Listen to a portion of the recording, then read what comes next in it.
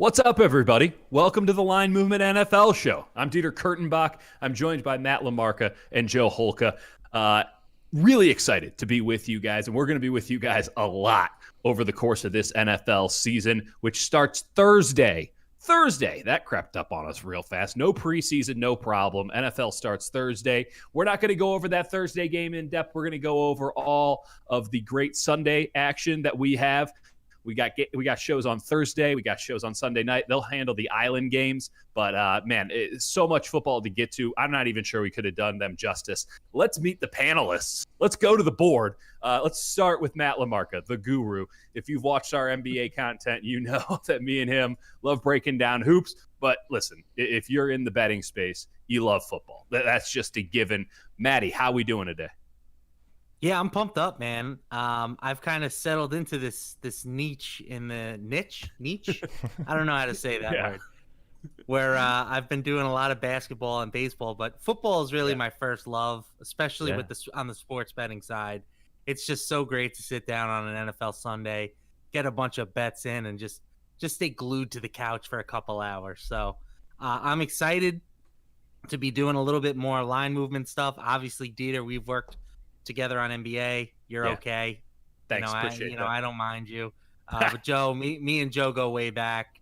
So I'm excited to work with you guys, really. If you don't know Joe Holka, he is the chief content officer of Line Movement, one of the co-founders, and just a DFS stud.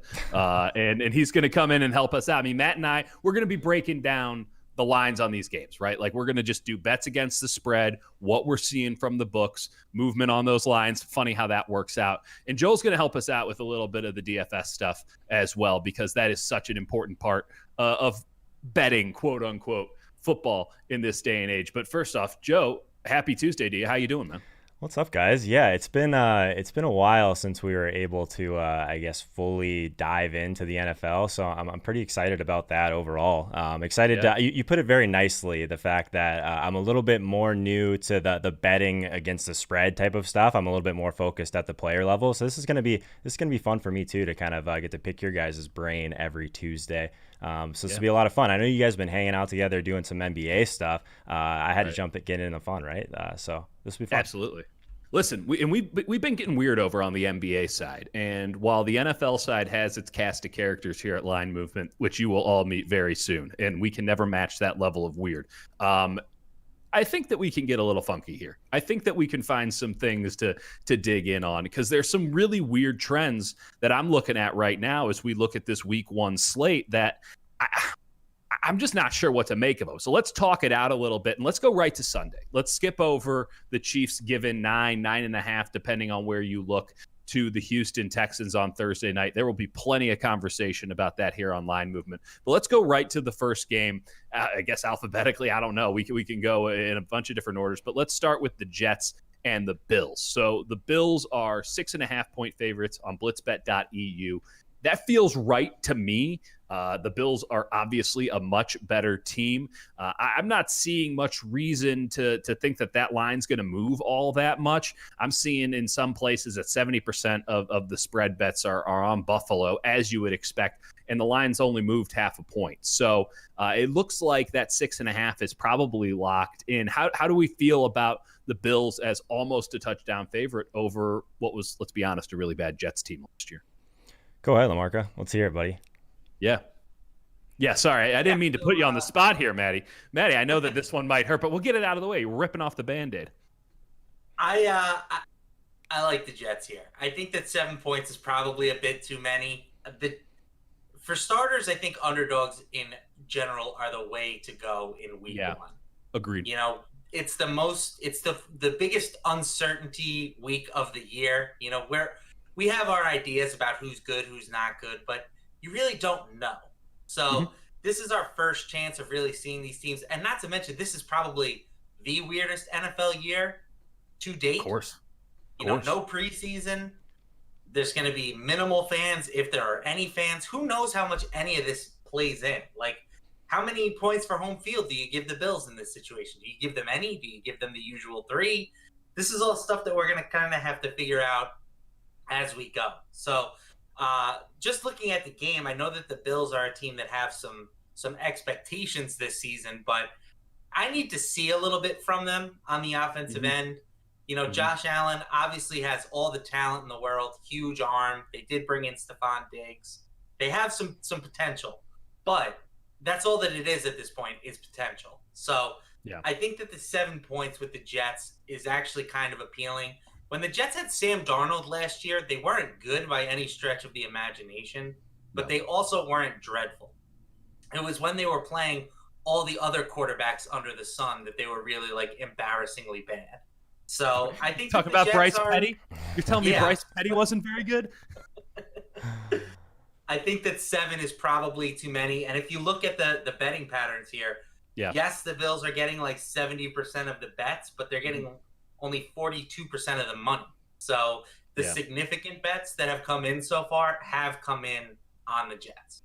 The thing, though, is the Jets are often a public team. Like, you can get some pretty good value by just fading the Jets at all times in life and at the book. And I'm looking at a Jets team that doesn't protect the quarterback and doesn't run the ball very well. I'm looking at a bad offensive line straight up. And I don't know if we should expect that to be any better. And Buffalo is consistently, you don't know anybody other than White, it seems, on that entire defense, but they're consistently an outstanding defensive team under McDermott regime. So it's really just how much do you believe in Josh Allen? And while I'm not a Josh Allen believer, like, he's not that bad. He can't be that bad. So this is where we bring in the DFS experts on this, because Josh Allen could be a guy who gets benched by week 8 for Matt Barkley, or he could be an MVP candidate. The variance on this dude is absolutely wild. How are you feeling about Josh Allen coming into the season, Joe?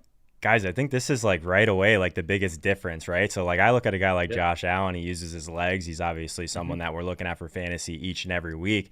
From a betting perspective, though, I actually don't think that this is too out of reach for the Bills to cover the spread in this one. I just like, it's hard for me personally to get behind anything that Adam Gase is doing. So the Jets in general, I feel like their defense is a little bit more depleted than even we saw last year's. I mean, it's the same old questions with the Jets, right? I think this could be easily one of the worst teams in the league. I actually think that the Bills could be a little bit underrated and surprise some people this year. So I don't know if I would go as far as calling myself a Josh Allen truther. But I do think that this one probably not going to be a high scoring affair, but I think the Bills will cover the spread. I'm really glad you brought up that differentiation, because Josh Allen put up like prime Cam Newton numbers in certain weeks last year. And at certain junctures, if you were to break down the season in the right way, like the end of his 2018 season and certain stretches of the 2019 season, he was one of the best quarterbacks in regular fantasy and daily fantasy. But again, dude just can't throw the ball. Like, I don't know what to do with them. He can throw deep, just doesn't know where it's going. Yeah, that's exactly right. It is scatter shot at best. So listen, this one's a weird one. I can see where you're coming from, LaMarca. Like, the Jets aren't that bad. The Bills, they don't have a great quarterback, or at least an unknown entity at quarterback, in that Sam Darnold can do something. But I think I got to side with Joe on this. If I got to be the tiebreaker, if I'm the vice president breaking a tie in the Senate right now, like, dude, I'm not betting on Adam Gase, like, straight up, period, flat out. And if this line changes a little bit, if I can get a half point here or there, maybe I could be enticed. But right now, for me, this is a stay away game because of the week 1 volatility and the fact that we just don't know anything. Like, I just don't have a read on either of these teams right now. And we probably won't have one after this game because, again, it's 2 enigmas going up against each other. I don't think that brings out definition. But 2 teams that we kind of think we have a read on are the Indianapolis Colts. And that might be a stretch on the Colts. And they're going to Jacksonville, 7.5 point road favorites. The Jags are expected to be pretty darn bad this year. And in fact, I was stunned, having watched them a bit last year, to actually see that they had a fairly decent record under Gardner Minshew. Like, I don't understand what's happening, but alas, that's what happened. I think they're in full on tank mode for this year. I think everything is pointing in that direction. Lawrence for Lawrence. Yeah, exactly. And the Colts they're all in. I mean, they're paying 2 quarterbacks $20 million a year. Like, if that's not all in, I don't know what is. And they spent some money on DeForest Buckner this past offseason, giving away a first-round pick to sign DeForest Buckner, a defensive tackle. I don't get it, but you know what? They're in. Phillip Rivers adapting to a new environment. he's given up 7.5 points in week 1. Is Jacksonville so bad that there's value here on the Colts, LaMarca? I do think that Jacksonville is that bad. I think that basically everybody with a pulse they've tried to get rid of. They straight up cut Leonard Fournette, which is just more proof of why you should never draft a running back in the top 5. The Colts, I hear all your concerns, Dieter. They are somewhat mediocre. They have the easiest schedule in the league this season by a long shot. Okay. I think the Colts make the playoffs. I think the Colts win double-digit games. And I think that there is a slim chance that we're talking about the Colts as the team that finishes with the best record in all of football. Whoa. Wow. That is a spicy caliente take, my friend. That is a hot Bringing one. the heat. I mean, that is more heat than the entire state of Indiana has ever had, and it's pretty hot there right now. Really? I mean, we're really talking about the Colts in this manner. How bad is that schedule? Lay it on me how easy that schedule is, because obviously they're going to get the South, but who else do they get? Yeah, you're putting me on the spot, and I don't. Well, remember you're the one. It's from my futures breakdown. If you go check out my futures breakdown on linemovement.com, I did go into depth as to why I think that their schedule is so easy and why I think that there's some value to bet them to have the most wins in football this year. Okay. It starts with their division, right? The Texans just traded away their best player. Mm-hmm. Oh well, best player, best position player, best non-quarterback. The Jags are trash, and I think that the Titans, who knows with them? They always seem to outperform their metrics, but they just paid Ryan Tannehill. Like, are we positive Ryan Tannehill's good? He's a play-action god, sir. Please put some respect. No, I'm totally with you. I covered Ryan Tannehill in Miami, and I can't tell you if he's any good. If there's one quarterback in the league, though, that has a season like he had last year that could just instantly turn back into a pumpkin, it's got to be Ryan Tannehill, right? Without question. Yes, of course. Without question. Joe, how do you feel about the Jags? How do you feel about Gardner Minshew? Like, so much of these lines, at least in week 1, and I think just in general, are really tied to who the hell's the quarterback and what we expect from him.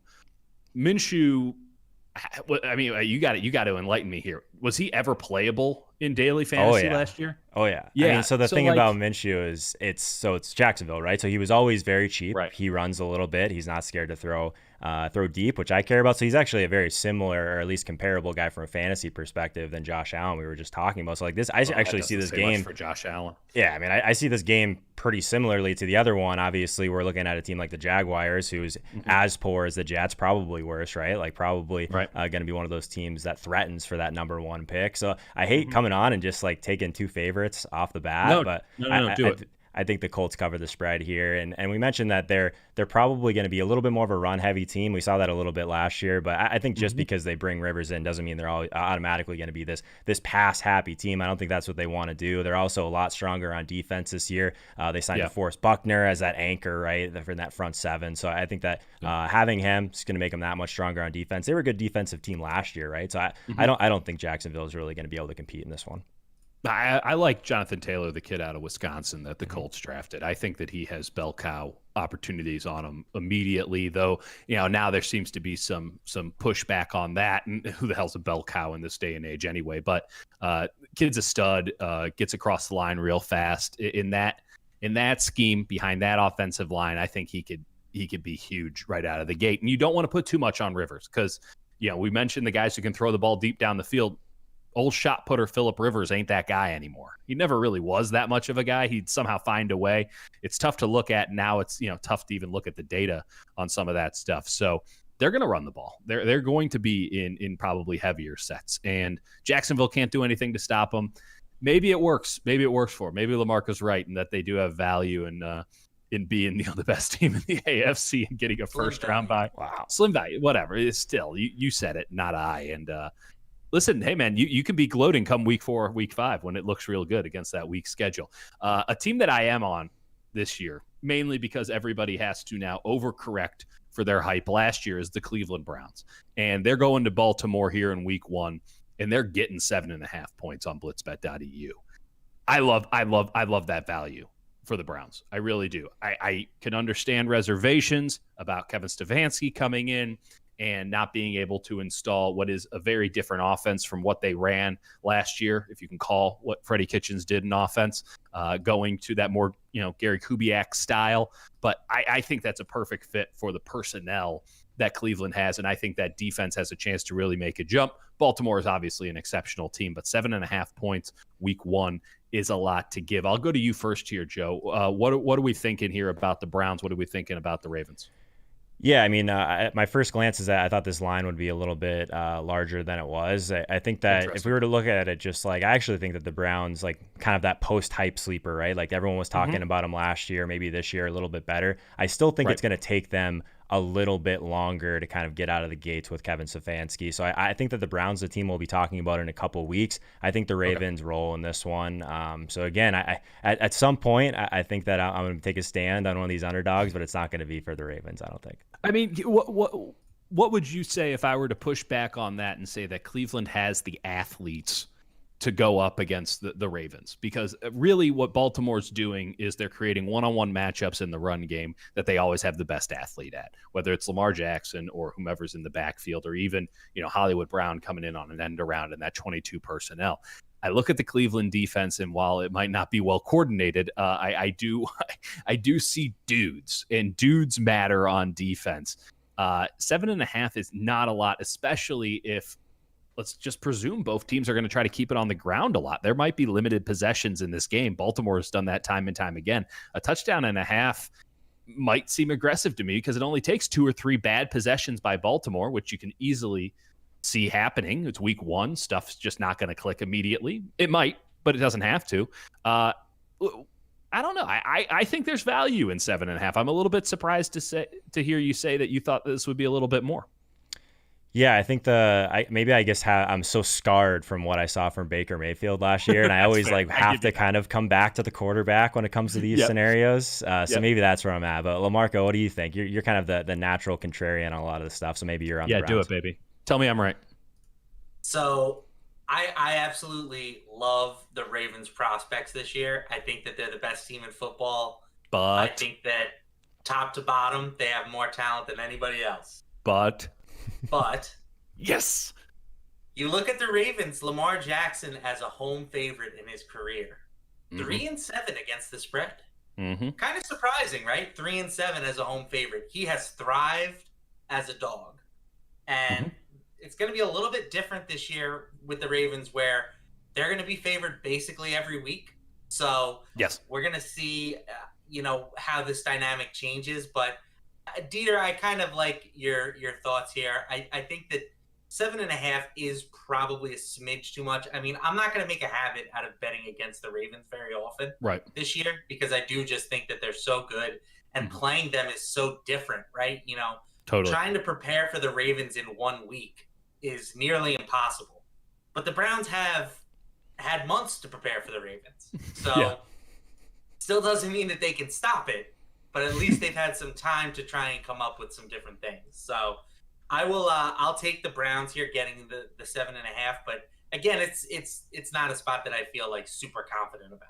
I am a bit surprised to see that it looks as if the spread money is about 50-50, 52% towards Cleveland right now. I'm surprised that it wasn't more in on Baltimore, just because Baltimore's a known commodity and Cleveland burned everybody last year. I mean, we just spent the entire offseason talking about how great Cleveland was going to be, and then they weren't because Freddie Kitchens was their head coach, and Baker Mayfield is just kind of a shorter Ryan Tannehill, if we're being totally honest. But I'm surprised that maybe there's been this comeback to Cleveland here, though the line is kind of all over the board. Opened at 8.5. You can see it at Orleans in Nevada at -9. So I keep an eye on this one. I think that there might be late value in just that bad boy moving around, especially if there's some sharp action.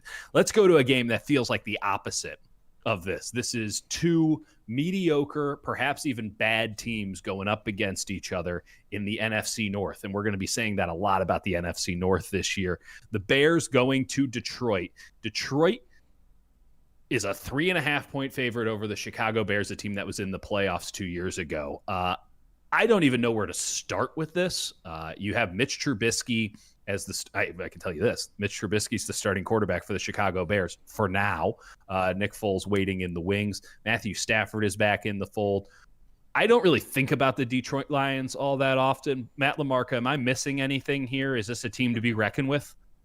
There are some people that like the Lions this year. I mean, Sean Corner, who's somebody that I really respect his ability to handicap games, he thinks that the Lions to win the division, which you can get at around 5 or 6 to 1, is actually a pretty appealing wager. So I don't know if I'm there. I will say that Matt Stafford, historically throughout his career, he's like one of the easiest quarterbacks to handicap because he typically beats the teams that he's supposed to beat, and he loses to the teams he's supposed to lose to. Okay. So the question is are the Bears a team he's supposed to beat? That I'm not so sure about yet. I think that the Lions are probably the superior team. You know, that offense has some sneaky upside this year. For sure. With, Kenny Golladay, Marvin Jones. They just added DeAndre Swift out of Georgia. TJ Hawkinson, first-round pick last year. So this might be, an underrated group of pass catchers. So I think the Lions are the way that I'm going here. But again, like it's these divisional showdowns, it's kind of tough to identify value, especially such a small 3-point line early in the season. Like we could look back and say like, wow, how are the Bears not favored by 7 in this game? Like if they have a great season. So I'm kind of I'm a little hesitant on this one, but I'll side with the Lions for now. So a week 1 stay away game for you, Matt LaMarca. How do you feel about it, Joe? I think I'm with LaMarca. Kind of a stay away for me for sure. It just who knows, right? We were just talking about it before the show started, and we're like, at what point it might be like more interesting to talk about which week do we see Nick Foles, right? If we're going to get Trubisky in week 1, is it Foles in week 2, week 3? What is it? It's not a matter of if, it's when, right? Can we agree on that as a trio here? So yeah, I can agree with that. Yeah, I don't agree. I think this division is pretty gross overall, so it's a tough one to handicap. I'm with everything LaMarca said. I think that the Lions, a 6 to 1 chance to win the division. I think that's really interesting for sure. It seems wide open, right? All these teams are not very good if we're looking and being honest with ourselves, right? So yeah, I think that's where I'm at. I think it's a stay away. If I had to pick one, I'm with LaMarca and the Lions. I think there's going to be a tremendous value in fading whoever wins this game, because I think that the week 2 line will probably shift pretty dramatically because, again, they're both enigmas and they both might be bad. But when you get too bad, sometimes people will overreact one way or another. And especially, listen, the Bears, in theory, should have a really good defense. They did a couple of years ago. They weren't that bad last year. They were completely let down by an abysmal offense, which is wild considering that they have a head coach who's supposed to be an offensive guru. The Lions, you can see a positive offense with Matt Stafford at the helm. They have some dudes on that side. So I think there will be an overreaction on this either way. So keep that in mind for week 2 value. This is one that I really want to harp on. Seattle's going to Atlanta. Seattle is 2.5-point favorites. We're going to talk a lot this year about home field advantage. I'm personally of the school, and this is kind of a new wave, that home field advantage doesn't matter, never bet it, doesn't matter. The teams are above it. I am very much of the mindset, though, that West Coast teams going to the East Coast matters a lot.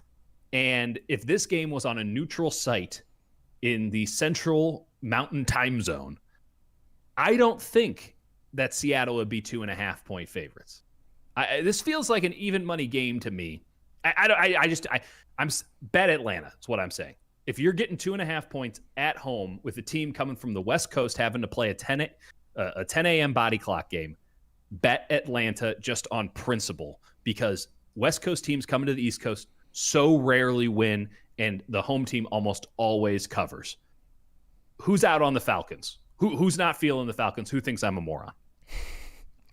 I think that this is a really tough one overall, and I'll kick it to LaMarca quickly. But I think that like the Falcons, again, we talked about it as we were waiting for LaMarca to get his coffee this morning. Yeah. We talked about it. I think the Falcons are a team we could see win 2-3 games, but like would anyone be surprised if they won 9 or 10? I think the range of outcomes for the Falcons is extremely large. So that scares me a little bit. Earlier in the season, I think one thing that's still kind of interesting, at least, is that we'll see Russell Wilson against his former defensive coordinator and Dan Quinn. So I think that's an interesting one. Maybe Wilson gets kind of the keys to the car a little bit more this year. He throws a lot. I would love to see that. I think from a fantasy perspective, that would be fantastic. How many years have we been saying that? Yeah, How many years have we been saying that, Joe Holka? I will say that I'll go on record saying that I almost never get Seattle right in DFS. So if I'm on Seattle in this one, which I am, probably I would imagine would transfer over to the betting side. So gotcha. Yeah, I'm on Seattle, but I don't feel great about it.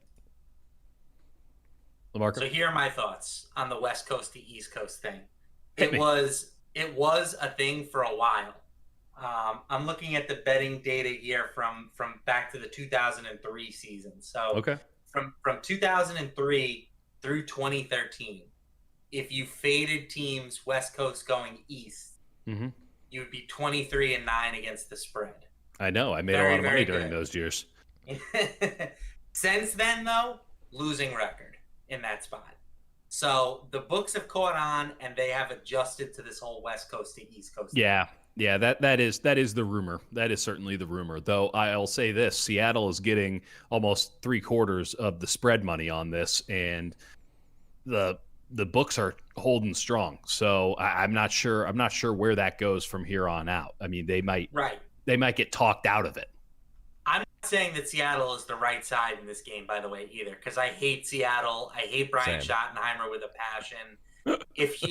This team has the second or third best quarterback in the league, and they just handcuff him, put his hands behind his back. They ask him to pull rabbits out of his hat when the team falls down by 14 points because they're trying to establish the damn run all game. I hate you, Brian Schottenheimer. I hope you're listening, and I hate you. So good. Unless you have Chris Carson and Daly. I fade Seattle out of general principle. They were extremely lucky last year, vastly outperformed their Pythagorean win expectation. Yes. They have a really good record in close games. Part of that is because they have Russell Wilson, but part of that is just variance. So I'm not saying that Seattle is the right side. I just think that be careful with the West Coast to East Coast trend because I'm not sure it matters so much anymore. Well, we'll see because maybe everything about this season is a complete anomaly and we shouldn't take anything as gospel moving forward. But there's got to be some sort of a weird when it comes to like the books cannot have figured out how the 2020 football season is going to operate so quickly. Like there has to be something that the market can get an advantage of at least for a week or two on the early onset. Let me posit a question here. Hit me. Do we think that there might be some value in targeting like all the overs in week one or all the unders in week one? I don't know if you think defense will be ahead of offense or offense will be ahead of defense. My general thought is that the teams that haven't been practicing, like they haven't even had pads on really. How are you going to play defense in this situation? Like all the rules are already geared to the offense to begin with.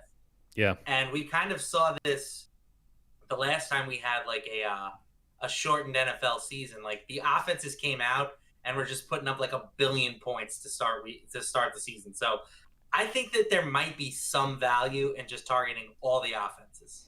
I think any offense that has some continuity. That's where I was going to go. I think continuity is king. Like, I don't know if I want to go in on the Colts offense. Like, maybe it works, but I don't know if I feel good about it. I don't know how I feel about the Cleveland Browns. It could click immediately. This could be Baker Mayfield, just a godsend. Or they could not understand the plays and be yelling at the line of scrimmage with 2 seconds to go because they don't understand anything. So I think the continuity thing is absolutely huge. That said, you look at just the totals, and shame on me for not mentioning them in these games.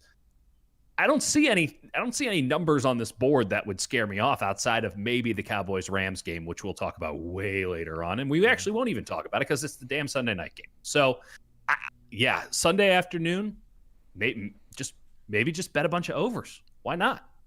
I think it's case by case, guys. Like, I think we have to look at these teams where there's been a lot of turnover. Like, I guess I'm an Arizona Cardinals fan at heart, so I always think about like what's going to happen to them There's first. A team to bet the over, right? But what happened? Like DeAndre Hopkins, like and Kyler Murray, they haven't gotten as many reps as they should have at this time going into Week 1, right? So I'm not saying that those guys can't find chemistry and find it quickly, but it's interesting because I could see it going both ways, right? I think that maybe defense, they're not used to tackling, all that sort of stuff. It's been a while. I think it's easier to get up for that than it is to just get your timing right offensively. So I could see it both ways. I actually think I'm further towards leaning towards some of these unders, but Matt has a nice case there for the over, so I'll have to look at that for sure. I mean, we'll absolutely talk about that as probably the first and foremost thing. It's going to be patently obvious. I don't think we're going to get just everything is case by case. That's betting. Like you can't just blanket it. If you could just blanket it, we'd all be making money hand over fist or losing it hand over fist. But I think that there's going to be a clear trend out of this week because that's just how it goes when you have this level of peculiarity. Dolphins and Patriots would be a weird game to do that in. Dolphins going to New England, Patriots with Cam Newton. So you want to talk about continuity. Tom Brady is not the quarterback of the New England Patriots. It's now Cam Newton. And they are 6.5-point favorites over their division rival, who wasn't as bad as maybe you thought they were going to be last year. They still got Tua. Ryan Fitzpatrick will start this game for them. The over-under in this game, the total in this game, is 42.5, with the Patriots as 6.5-point favorites. I'm in on Miami, and I'm in on the over. I don't think that this is that drastic. I like the Patriots long term. Like I like their futures bets in that. And even though they're a very public team and you probably can't get that much value out of them, Miami's not this bad. They really aren't. I mean, hell, they beat the Patriots last year, if I remember correctly. Maybe. Who knows? Don't hold me to that. Matt, what are you thinking? I love the first Patriots game of the year because it just lets me bring up all my Patriots trends. We want to hear them. Bill Belichick is just a license to print money. You know, you think about the Patriots, right? They're a public team. They're a team that the public wants to bet on. Mm-hmm. That means that the spreads should be inflated in their favor. Yes. Doesn't matter. It doesn't matter. Bill Belichick as a head coach, 161, 102, and 9 against the spread. Wow. That's over a 20% return on investment. You cannot find trends like that. The trend is it's just bet on the Patriots. Now, the caveat here is that the majority of those games came with Tom Brady at quarterback. Yeah. How's this going to work now? Maybe it was always bet on Tom Brady. All those trends, different quarterback. How many Brian Hoyer games were in there, Matt LaMarca? He did go 11-5 with Jeez Matt Louise. Castle as his starting quarterback. Yes, with a Super Bowl team, mind you. He went 3-1 with the combination of Jimmy Garoppolo and Jacoby Brissett against bad teams. I know he's covering the spread. Belichick. I am buying Bill Belichick. I am buying that he is going to take a square peg in Cam Newton and not try to jam him into a round hole. They are going to tailor their offense around his skill set. And I think that they have enough left. I mean, they're still going to have the best secondary in the league on defense. Yeah. We know that Ryan Fitzpatrick can be a little frisky with the football. You know, like, are you just a little bit? How many turnovers in this game for Fitzmagic? Like 3? I'm setting the over-under at 2.5. 2.5. So, okay. You can get we might have some side action on that. That's an interesting play. Mm-hmm. The fact that I can get the Patriots here, who win the division every freaking year, laying less than a touchdown, just give me the Pats. Let's move on. It's a different quarterback, LaMarca. These trends don't matter anymore. I don't think that the quarterback. Yeah. I think a quarterback trend is a lot more valuable than a coaching trend, isn't it? Am I wrong on that? I love coach. Well, yes and no. I mean, like if you look at, there are some trends. You know, like how coaches prepare coming off of bye weeks. Yes. You know, you give a coach more time. The Andy Reid trend. I buy that. Yes, I think the coach matters. Mm-hmm. The quarterback probably matters more. But again, like I just think I want to bet on smart organizations. I want to bet on good coaches, and I think that the Patriots fit both of those. Two things that you said there, LaMarca, that I want to throw over to Joe. You said you're betting on Bill Belichick, even though it's a different quarterback, And then you have this quarterback who now has a limited amount of time. And by the way, as you mentioned, they have to change the system to fit the quarterback. There's not enough time. Clearly, no, that's been made very apparent. Joe, can we have a rational conversation about the fact that the Patriots might not be value here? Because, the whole world has changed in more ways than one, including Bill Belichick might no longer be able to cover spreads at a 20% clip. Well, first off, there will be no Fitzmagic slander on this show ever again. Exactly. You're talking to a daily guy. Guys, I don't care how many interceptions he throws. Maybe that matters.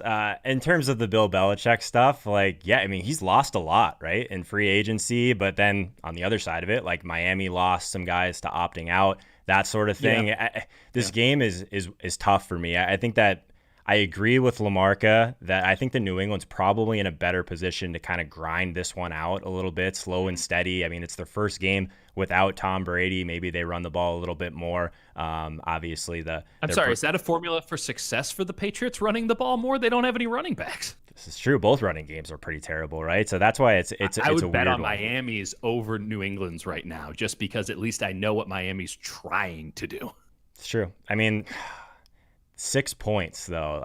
It's such a weird line to see against the Dolphins. It just seems like this one, I think of all the games we've talked about, this might be the true stay away, right? Because we have no idea who either of these teams are yet, right? This could be the one that comes out of nowhere and is 43-34. You know what I mean? Something just completely crazy. It freaks me out.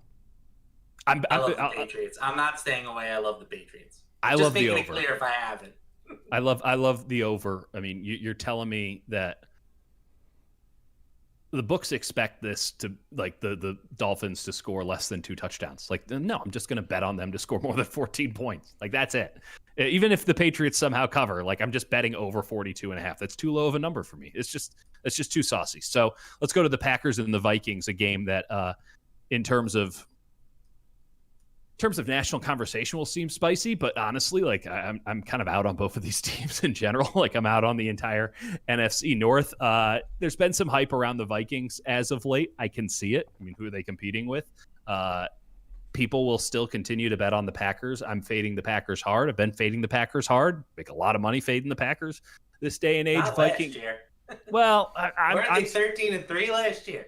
Yeah, but I made it all back in the NFC Championship game. And fair point. That was about these. I took alternate line NFC Championship game and I took it up and I made a ton. Okay. Minnesota's a 2.5 point favorite. The total on this one is 44.5. Let's start with you, Joe. What do you think about this one? Yeah, so I do live in Minnesota, but not the biggest Vikings fan in the world. I will say I was at a Vikings-Packers game last year, probably the most boring football game I've ever watched, outside of a couple Aaron Jones touchdowns in that one. So I think overall I'm on the under. Outside of that, it seems like a reasonable spread in this game. This division is not good, guys. I just don't think there's a lot to love here. I still think that just watching the Packers pass over this generational wide receiver draft is just completely insane when they do have Aaron Rodgers for at least a couple more years. One of the weirder drafts I've ever seen. The Vikings are we know they're going to run the ball, right? That's what they want to do. No more Stephon Diggs on that offense. So maybe this one just ends up being less plays than some of these other games we've talked about. So I think the under is probably my biggest lean on this one. But how do you feel about it, Matt? Yeah, the Packers took 2 guys in the first 2 rounds that really might not help them at all this year. I know A.J. Dillon is not a bad player. There are a lot of people out there in the fantasy community that like him quite a bit, but Aaron Jones was fine last year. You didn't need another running back. You might have wanted to look at that pass catching core, where you're relying on Alan Lazard to be a legit contributor this year. So I'm looking at the Packers, another team that was wildly outperformed expectations, Pythagorean expectations last year. Oh, yeah. And I'm looking at Aaron Rodgers' splits here. What I love about Rodgers is when he's favored, he gets the job done. He's 80-54-3 against the spread as a favorite. Underdog situations, he's 18-18-1. So he's not a guy that, most quarterbacks, you're like, oh, it's an elite quarterback and I'm getting points with them. That's what I want. we can have the talk about whether Aaron Rodgers is still elite or not anyway. He's not. But no, we don't need to have that conversation. He's not. He's never been somebody that you're like, oh, you want to grab him getting the points. You want to bet on him. He's like the bully on the schoolyard. You know what I'm saying? Like, he'll rub your face in the dirt when he's up 2 touchdowns. He has no problem doing that. But he's not the guy that's fighting back when he's not supposed to be in the game. So real like front runner here. A real front runner. Yeah, I'm with you on the Vikings. I think 2.5 is giving way too much deference to a Packers team that might just be straight up bad. I mean, like, legitimately, like, you can't listen. Might they win 10 games? Sure, that feels like their ceiling. And you can say that about a lot of teams in the NFL. They could win 4 or 5. I mean, Rodgers is so concerned about preserving his passer rating that he just never takes any risks down the field. I'm telling you, man, it is rough to watch. And the data backs it up, and so he'll have the stands who don't actually watch the games. And then you watch him, and you're like, this guy doesn't win football games. He just plays not to lose.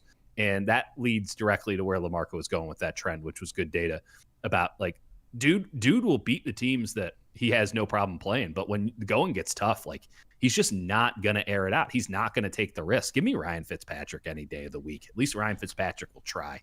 All right, Vegas Raiders. I'm telling you. Let's clip. I want that clipped out there. Dieter clip it. Ryan Fitzpatrick over Aaron Rodgers. Well, Ryan Fitzpatrick's going to cover this week, and Aaron Rodgers isn't. So who's the joke really on? The Las Vegas Raiders still looks weird. At the Carolina Panthers, Vegas is 3.5-point favorites on the road at Carolina. Matt already mentioned that, you know, my theory on West Coast teams going to the East Coast is bunk, so we're not going to get into that.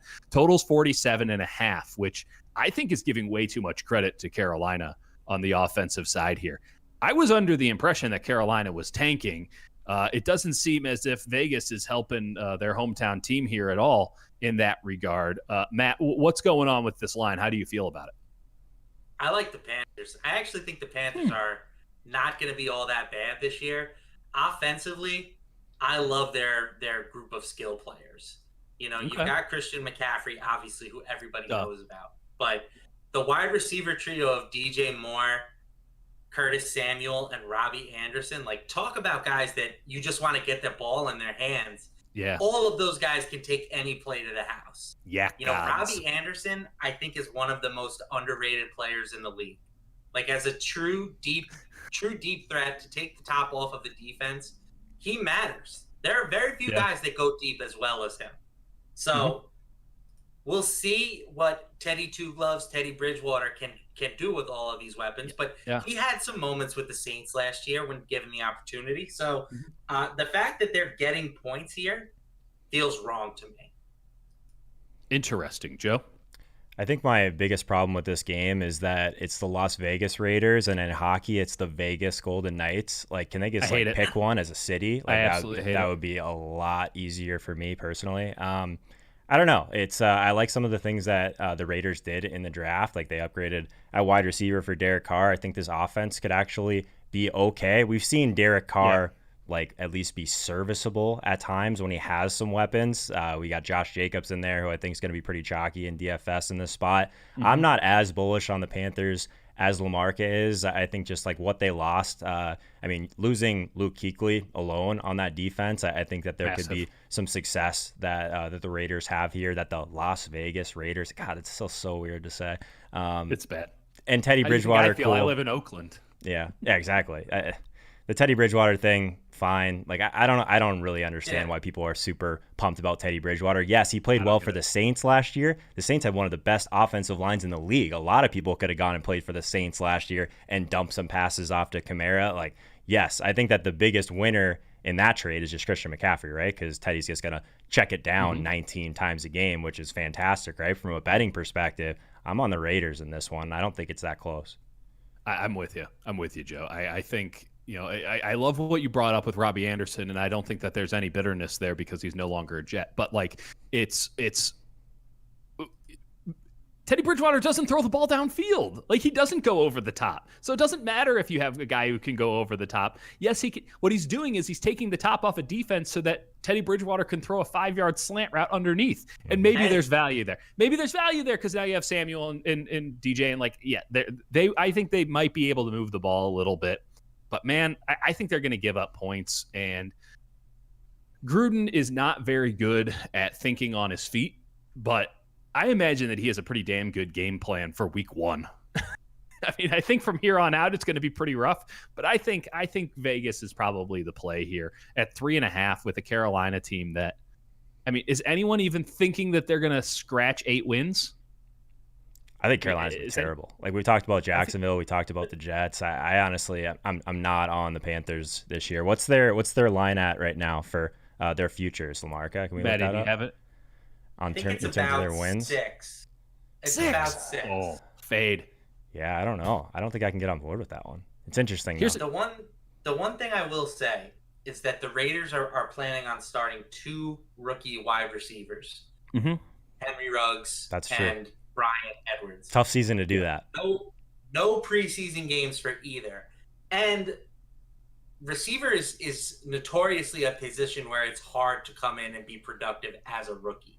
So 100%. I get that they have some other guys. You know, they have Darren Waller, which is, you know, a very nice option to have at the tight end position. But that is a lot of importance to put on 2 young guys to kind of make an impact here. I imagine that the Raiders are in 22 and 12 personnel a lot. I think that they're going to play this Moreau kid out of LSU, who's I think in his second year, maybe third. I think they're going to play him a lot. I think that they're going to keep everything over the middle of the field because who the hell on Carolina is going to stop it? I mean, the linebacker, who the hell are these guys? And I don't think that Carolina. The one thing I will always fade Derek Carr if you can actually get to the quarterback. I just don't think Carolina's getting to the quarterback. Like I do not think Derek Carr is a very good quarterback. I think that he is broken from his leg injury. I just don't think he's ever going to get remotely close to where that was. And that anytime he feels pressure, and even sometimes when the pressure is not even close, he just freaks out. This is a guy who throws it away on 4th down. It's happened multiple times in like close game situations. So I don't think he's the guy you want in big clutch situations. But if you're not pressuring him, and if you leave stuff open in the middle of the field, he's going to take it. And I don't even know if you need Ruggs to catch a ball to be effective because he's just so fast. And maybe the Robbie Anderson angle of just run over there and then we're going to dump it underneath. And I would trust the Raiders personnel more than I would trust Carolina right now. And listen, this game is weird. It's probably a stay away, but man, maybe the over is the play here. Even at 47.5. The more we talk about it, that's kind of where I'm feeling myself end up. Because the Raiders have a lot of young guys in the secondary. A lot. I think they're going to start 3 out of 4 guys in the secondary as rookies. I mean, it's tricky, or at least first-year players with Abram, who's coming back from an injury that he sustained in week 1 of last year. Let's talk about the Eagles and the Washington football team. This is a weird one. This is a very weird one. The Eagles are unquestionably the better team. They are 6.5-point favorites at Washington. Total is 42.5, so that tells you what everyone thinks of Washington in Las Vegas. But there is so much money being put on the Eagles here, and yet the line's not moving. Just they are holding strong on Washington. And I don't know. Did I miss something about Haskins, Joe? Am I off on this Washington team at all? What the hell's going on here? Yeah, you say it's weird. I mean, just looking at the line, like it seems like just an absolute lock to have the Eagles cover here, 100%. Right? Like it just seems like a pretty easy standout from all these games that we've talked about so far. I mean, we haven't talked a ton about some of these defensive like additions that some of these teams have done, but if you consider a guy like Darius Slay, like he's got anything left, someone like Javon Hargrave, those are probably guys that could help this Philly team, right? So maybe their defense is improved. Can't hurt, right? Says Washington football team. I still don't know exactly how to say it, but I assume that's how we're doing it. WTF. Yeah. Dwayne Haskins at quarterback on the other side. Like I understand there's a lot of McLaurin love for good reason, but they just don't have a whole lot going for them right now. So I think that it's pretty clearly like just odd that this line is at -6.5 or -7. What did we say? Yeah, like 6.5. Yeah, 6.5 on BlitzBet. Like, and here's the thing: if you're feeling like, oh, I might bet Washington here, just bet the over at 42.5. I mean, you can do the math right there. I mean, if you just think that Washington has a chance to be in this game, you're also then presuming, I guess, I don't think Washington's going to keep Philadelphia to a low scoring output. Not that Philadelphia actually has healthy wide receivers and not 3 lawn chairs like they had for the playoffs last year. And who the hell cares who's running the ball? They have a good offensive line, even with some injuries there. LaMarca, what am I missing here? What's going on? You're the one who crunches the data for us. Tell us what's going on here. I just don't like the Eagles. I think that they're like a very overrated team every year. Okay. I don't understand why Carson Wentz is like a top 15 fantasy quarterback.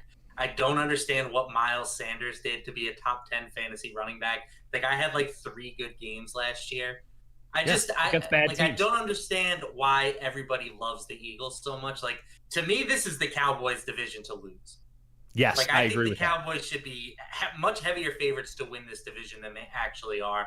Dallas had a lot of really bad luck last year in terms of one-score games. Mm-hmm. So I just don't like buying the Eagles in general, but I hear everything you guys are saying about how are they not favored by more than 6 against the artist formerly known as the Redskins. Well, one thing we didn't even mention too about the Redskins is they have a new offensive and defensive scheme this year, right? So another like this year, do you really want to be running into like I don't know. I'm not saying that Philly's like a Super Bowl contender or anything like that, but this Washington team. They were a playoff team last year with garbage everywhere besides Carson Wentz. Like, and mind you, in a garbage division that also had the Washington football team. But like, dude, Week 1, there's usually 1 or 2 games. I mean, we had crazy lines last year because people thought the Dolphins were going to be so bad. I thought that this would be the game that we would get a crazy line. And I think that the only value here is, I mean, maybe Philadelphia and just pounding it and or the over. But like, man, I just thought that this line would be bigger. So maybe that's the play. But I'm with you, Mark. I think Philly's overrated.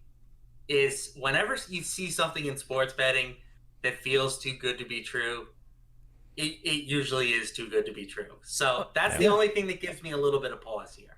And listen, I think what I said off the top should give everybody pause. People are betting the bejesus out of the Eagles. It's not moving. And the line ain't moving. What do they know that we don't? Either I don't know what the money is. I mean, Matt, maybe you can enlighten me. It's the Eagles right now are getting 69% of the bets, 69% of the money. Dude, then that is Vegas holding strong on. They feel really comfortable with their Washington position. Really comfortable. That's interesting. I'm going to keep an eye on that one. We should all keep an eye on that one because if they're in on Washington more than anybody else on the planet is in on Washington, they're pretty good at this. I'd like to think that they know what they're doing. They've made a lot of money over the years doing this kind of thing. Chargers and Bengals seems as if people are excited about Joe Burrow. I'm looking at the Cincinnati team, and I'm thinking they're not very good.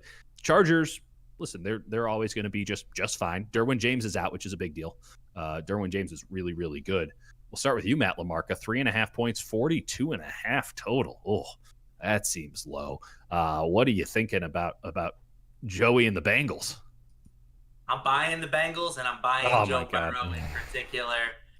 I think that this offense is going to be fun this year. Joe Mixon in the backfield. Yeah. Another team where the wide receivers, they don't jump off the page, but they have so many of them and they all do different things. You've got AJ Green, who's the prototype number 1. You've got Tyler Boyd, who's the slot guy. You've got John Ross, who can take the top off of a defense. They just drafted T. Higgins, Auden Tate, big dude in the red zone. I just think that they have a lot of toys for Joe Burrow to play with.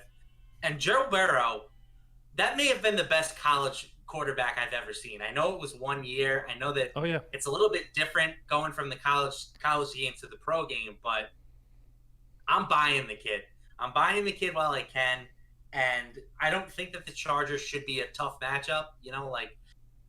Yeah, they have some playmakers. They have Bosa on the defensive line who just got paid, but I like this Bengals team. I think that the AFC North, the only thing that keeps me from being higher on the Bengals is that the AFC North is just a juggernaut.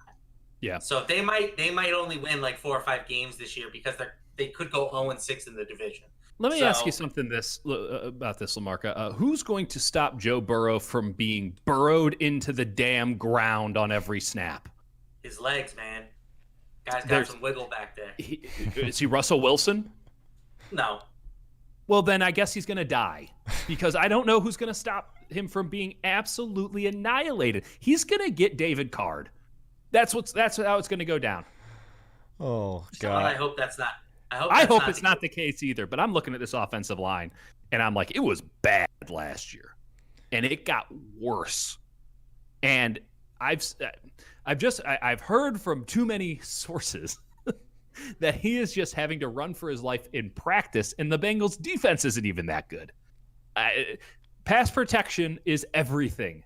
It's very important. Unless you're Russell Wilson, in which case you don't even want the protection. You like to have to improvise because it's better than whatever the hell Brian Schottenheimer called. This could get really rough. And by the way, same thing for Carolina. I didn't bring this up with Teddy Bridgewater. Teddy better get that ball out of his hands fast because ain't no one going to stop him from getting sacked, and he does not have the legs. So we'll see on that. Joe, am I being too pessimistic about Mr. Burrow? So you've mentioned it a couple of times, and it's something that I'm almost always paying attention to, whether it's fantasy, whether it's DFS, whether it's anything, is like pressure matters more than almost anything. We know we need efficiency on offense. We need efficiency for our quarterbacks. That's the one thing that I don't care who you are, that's going to really limit your efficiency. There's certain guys, like you mentioned, like Derek Carr, that really don't do well under pressure. There's other guys that do relatively well. A guy like Deshaun Watson, someone that comes to mind instantly, is someone that uses his legs well, but also is very calm under that type of pressure. We'll see when it comes to Joe Burrow, because like you said, it's another team that doesn't have a whole lot on the offensive line to keep him upright. So I guess to your point though, Dieter, from earlier today, we have this Chargers team that's coming across the entire United States to play in Cincinnati. So maybe that's a little bit of value if you wanted to be on the Bengals side of this. I think it's a really close one here. So I think that the line's probably where it should be. I think if I had to pick one, it's probably Cincinnati, but I have some big time concerns overall. How do we feel about Tyrod Taylor? He's enigmatic to say the least. I mean, he's been on a bunch of teams and he's started in a bunch of places, but has never really been the guy. And he's not really the guy for this team, but alas, he's the placeholder here too. Joe, I mean, what do we think about Tyrod and his new journey as Chargers starting quarterback? I'm a Tyrod fan overall. I think this offense is a little bit, it's always a little bit concerning for me because this team wants to slow it down. Ideally, I mean, anytime you got a weapon like Austin Eckler that you can toss the ball to, I think that that Tyrod will use his legs a little bit. I like it. I don't necessarily think it's a downgrade per se based on what we saw from Phillip Rivers last year. So I think Tyrod's interesting. This Cincinnati defense, I don't think is especially strong. So maybe this is kind of another sneaky one that ends up being a little bit more high scoring. But I think a lot of it does come down to, can the Bengals protect Joe Burrow? And I'm not sure that they can. So I think that's the big point to kind of draw from this one. LaMarca, I'll give you the final thought on this game. Somehow this has turned into the most interesting conversation we've had yet. I'm team play the rookie. That's my stance on these things. I think that rookie quarterbacks learn more taking their licks on the field than they do holding a clipboard. And I know that people are going to point to Aaron Rodgers and they're going to point to Patrick Mahomes and say, look at what all these guys were able to learn while they were studying on the sidelines. And I think that that's just the fact that they were Patrick Mahomes and Aaron Rodgers. Like, you can't tell me that Patrick Mahomes wouldn't have been good playing as a rookie and that he learned from watching the maestro Alex Smith out there. I would argue. We will have this conversation some other time, but I would actually make that argument. The thing about this argument is that there's no way to win it, so it's a pointless No, there is. argument. I would win it. I would win that argument. Let's get into an argument about the Buccaneers and the Saints. This is the marquee matchup of the Sunday slate, and the Saints are 3.5-point home favorites. Big old total on this one. I mean, it's not crazy, but it's a big one. 49.5. Tom Brady has weapons now. We'll see if he has an offensive line, but he certainly has offensive weapons. I'm feeling good about the Tampa Bay defense in general. And the Saints, if it's not the 49ers, it's the Saints as the favorites come out of the NFC. 3.5 points, division game, first go around. We've talked about continuity. Is this where the Saints, have some value because they are very continuous, that they know exactly what they are? They don't need to mix anything up, and they can stay the course, whereas Tampa Bay, they might get there, but they got to figure it all out on the fly with this brand new quarterback who does a lot of different stuff than their old quarterback. Let's start with you, LaMarca. What are you thinking about this contest? like literally polar opposite quarterbacks. Yeah. There's a reason they went with the 42-year-old as opposed to Jameis Winston. Like, I like Jameis, but there's a reason they went the exact opposite way. I'm fading Tampa this year. Maybe that makes me look stupid at the end of the year. But I just think that the amount of hype that this team has gotten by signing a 43-year-old quarterback is out of whack. But he doesn't eat strawberries. Like, he's probably younger than me. Direct correlation there. That 43-year-old Tom Brady might be like 37, 38-year-old for a normal human being, but still, that's still old. So I don't know. I need to see it from Tampa. If Brady comes out and he looks great, I'll adjust quickly. But are you my of the initial mindset lead going into the season is that I think Tampa's overvalued. So are you going to play this at all? Do you have a stance at all, or are you just going to wait and see with Tampa and then maybe miss out on some value? Play the under here. I've talked about a lot of overs, but I think that New Orleans in the Dome has not been as explosive as we've seen in years past. Agreed. Good call. And I think that Tom is not the Bucs offense and defensive numbers. I think are going to be drastically different this year, right? They shouldn't give their defense such bad fields, and obviously he won't throw as many pick sixes as Jameis did, and he should keep that offense on the field a little bit more. So I think that Tampa Bay in general is going to put up less gaudy offensive statistics. It's just whether or not that leads to more wins or not. So I think that both of these teams might be I think this number might just be a smidge overinflated at the moment. What are you thinking, Holka?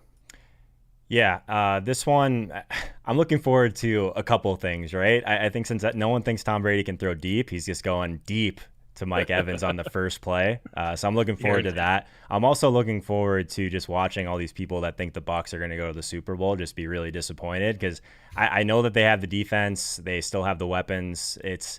I don't see this being a team that is like a Super Bowl contender. And I think that they get this test right away against a team that I do think is a Super Bowl contender in the Saints, right? So I would not be shocked, and I would love to see just the Saints roll over them in week one. I think it would be amazing. I'm with LaMarca that the under is enticing here, because what did Friedman used to call it? The Coors Field of NFL DFS? Yeah. So we haven't seen that in a couple of years now. This is a team that does want to run the ball a little bit more and protect Drew Brees and his kind of is this his swan song? Is this going to be his last year? So I would love to see. He's being cheeky about it. Okay, right on. He's already signed a contract to commentate on television, so clearly he's not that cheeky. Yeah, so if Taysom Hill comes in on for these goal line packages, are we just going to see Drew Brees just leave for the booth halfway through the year? Is that a thing? That would be pretty call great. The play. Yeah. But listen, that would not go well for the Saints, by the way. We could see Jameis come into this game, and for some reason Jameis beats that would be the play. That's it. Don't even bet the game, just hope for that. So if I'm betting it, praying for that moment. I'm with LaMarca on the under. I also think that this is one that I'm just gonna sit back and watch all these Tampa Bay people be upset. All right. We're all out on Tampa, which means that I have to take them on principle. Tom Bay. I think was Tom bad last year? I don't know if Tom was actually bad last year. I just look at the personnel that he had around him, and you go, well, that was bad. I can see that. Maybe we have to give Tom Brady the benefit of the doubt. Maybe that's a concept that we can work out. Arizona Cardinals at the 49ers. This game in the summer was a 10-point 49ers advantage. Now it's down to 6.5 on BlitzBet. Over-under is 47.5. I'm a believer in the Cardinals, but I think the Niners are probably the best team in the NFC. Let's start with you, Joe. Where do we sit on this game? Because it is perplexing to me. It pains me to go against my Cardinals in any way, shape, or form. I think this San Francisco team is the real deal, though. I could easily see them. It's always scary, right, to go after a team that was at the Super Bowl that lost, because it just seems like if you were to fade that situation completely the next year, it normally ends up being a situation that's really profitable. I think the difference is this team is built to continue what they've been doing, right? They weren't they're not a Rams team that's just so top heavy, and then as soon as the top falls off, they have nothing. This team is deep at almost every level, right? So I think that they're a team that with this scheme, I have a hard time betting against them. I think this Arizona team is one that has a lot of work to do to get to the level. I think that the 49ers are still the class of the NFC West for sure. LaMarca? I think that the Cardinals are the like square, sharp play of the week. You know what I'm saying? Like, okay. Yeah. I think that Joe's six pack is like, oh, Arizona's going to be sneaky this year. Kyler Murray is a top 5 quarterback in my fantasy. Is that your Joe impersonation? Is that confirmed? Oh, that's how all Joes sound. Okay, yeah, good to know. Absolutely. I think that they're going to be, very excited to take the Cardinals getting 7 points. And if you look at the betting numbers, Arizona right now, 69% of the bets. Yeah. You know what they're not getting? Nice. They're not getting the money. 75% of the money is on the Niners in this spot.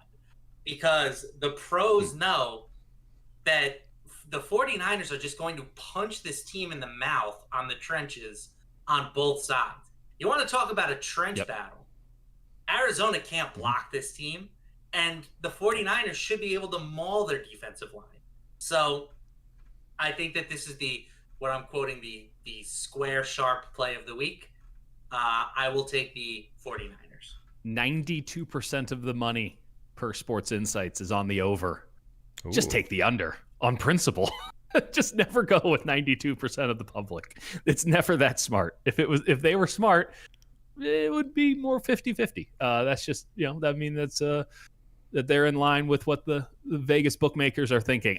Listen, I cover the 49ers on a week in, week out basis. I could tell you all the ways that they're flawed. This still was the second highest scoring offense in the NFL last year. Their defense was elite, and I don't think defense is sticky, but they're not going to go from the second best defense in the NFL per DVOA to like 15th, whereas Arizona is a really bad defense, and I like a lot of the guys that they've brought in. I like their trajectory long term. Everyone loves Kyler Murray. Everyone loves what they've done in adding dudes around him. They have a clear identity on offense now, but it's going to take a minute. Now, the one way that this game does go into Arizona's favor, and in fact, there might be value in Arizona money line, is if Garoppolo is under pressure a lot. He handles pressure better than a lot of quarterbacks, but if Arizona can get to the quarterback, they stand a chance of creating interceptions. But I would not fade Garoppolo right now. I feel like this is his second full year in a Kyle Shanahan offense, or it should be a second full year in a Kyle Shanahan offense. We know how good that offense is. I have questions about the wide receiver core, but they have Jordan Reed and George Kittle. I think they're going to run 22 personnel all game long and exploit what are just going to be glaring mismatches over the middle of the field. Like, Budda Baker cannot stick with George Kittle. You just can't do it. And I don't know who the hell the Cardinals are going to run out there to try to stop Jordan Reed, but they're not going to stop him either. And Garoppolo is just going to the rookie kid from Clemson might get that opportunity. Good luck to him. He's going to be a stud player. Don't get me wrong. I really like him, and it was clear that they signed him on they picked him up on the clear thing of, we're in a division with a lot of teams that go over the middle, but the Niners are going to be able to go over the middle all the time. And the second that Arizona tries to adapt to that, even if they don't change personnel, but they start dropping into zone more, they're just going to run it down their throat. I'm hitting the under on this one because 47.5, it could easily, you think, oh, Arizona and Kyler Murray and this and that. I think the 49ers are going to control possessions in this game. And if Arizona doesn't come out really crisp, I think it's going to be hard for these teams to get over. So that's where I'm at. Let's quickly touch just very fast on the island games before we get the hell out of here. Just want to get a quick spread take on this from you guys. Houston's getting 9.5 at Kansas City. Joe, where do you stand? Yeah, I think Kansas City for me. I guess the interesting part of this game is what do we see from this Houston team without DeAndre Hopkins, right? How does Deshaun Watson react with Will Fuller as his number one weapon on offense? I think this Kansas City team, we'll just keep rolling. I'm with Kansas City, even though they have a decent spread on this one. LaMarca? Andy Reid plus time equals money. Mm-hmm. It's that simple for me. All right, Cowboys at the Rams, the Sunday night game. Cowboys 3.5-point favorites over the Rams. That's aggressive. Matt, what do you think? Disrespectful to the Dallas Cowboys. I almost called them my Dallas Cowboys. I am not a Dallas Cowboy. Sir. In fact, I grew up in a household where the only rule was you cannot be a Dallas Cowboys fan because my dad is a huge New York Giants fan. I think the Dallas Cowboys go to the Super Bowl this year. Okay, so that's a good reason to fade them. I will not pass on them in this spot here against the Rams. Okay. 51.5 point over under, by the way. I know I was just going to say spread, but dear God, 51.5. Like, are we all taking the under there on principle? I think the under, but I think LaMarca is just, he's bought in that McCarthy has been in the lab. Like he's analytics driven now, right? So like that's the difference of this team, I think. He fooled you too. Right? Yeah, so that's got to be it. As Matt LaMarca's favorite team, the Dallas Cowboys, we've really got to just hammer, I think. I think we might be with the public on that. It's got to be over, right? The Cowboys are going to put up a 50 bomb here. No, I think the Cowboys cover the spread, though. 40 a week. Oh, my God. Get out of here. CeeDee Lamb wasn't that good. Because #analytics, though. That's the play. Yeah. Mike McCarthy's really going to air it out. I mean, the Packers were so bad last year without him. Yeah. Mind you, they were, but the record didn't indicate it. Joe, where do you stand on this game? Yeah, I think Cowboys cover the spread. I think I'm on the under as well, just for principle, right? We're big principle. We're big process over results people here. So I would say that the under is enticing just because everyone's probably going to be on the over. But I do think they cover the spread. Everybody's sleeping on the Rams. I'm telling you right now. The Rams are a lot better than everybody out there thinks. They fell back, obviously, but they weren't that bad last year. They can play if they are allowed. If you do not have Jared Goff being absolutely accosted, they can put points on the board. And I think their run game is going to really, really go to another level this year because they don't have to worry about slow, visionless Todd Gurley trying to run through holes that weren't as big. I mean, you can only drive a small sedan through them as opposed to a large SUV last year. I think that the Rams are a good sleeper team, and I'm going to start getting value off of them in week 1. Monday Night Football, Steelers at Giants. Wonder why they went with that game on Monday Night Football. There's no market advantage there. Steelers are 5.5 point favorites. Totals 47.5. 5.5 points. Steelers over them. I mean, come on. What are we doing here? What's going on here? LaMarca, can you give me a reason to bet the New York Giants here? No, I don't think so. I mean, I don't like targeting all these road favorites, but Pittsburgh is another team that I think has a legit chance of making it to the Super Bowl this year. I know the AFC is really tough, but Pittsburgh, if you look at defensive DVOA last year, they were 3rd. And in terms of adjusted DVOA, where it weighs the back half of the season more, they were 1st. Yeah, nobody rushed the passer better. The only thing that this team didn't do last year was get good quarterback play. So if Roethlisberger can stay healthy, and that's a big if, but he's at least healthy at the moment, I think that this team has the potential to be like a top 5 team in the league. I really do. I'm with you, Joe. Are we morons? This is a tough draw for the Giants to start the year, in my opinion. I think this Pittsburgh defense could be elite this year. I mean, they were one of the better defenses last year. I think one of the things that really shapes up well for Pittsburgh to have some success here is they were one of the best teams in the league last year, top 3, I believe, at defending running backs in the passing game. So if they can shut down Saquon Barkley, I just don't think Daniel Jones is going to react very well to the pressure that Pittsburgh is going to be able to draw on him in this game. So I do have the Pittsburgh Steelers to win this one, to cover that spread. This is another one that I thought would be a little bit larger than it was. So all over the Steelers in this one. I'm with you guys.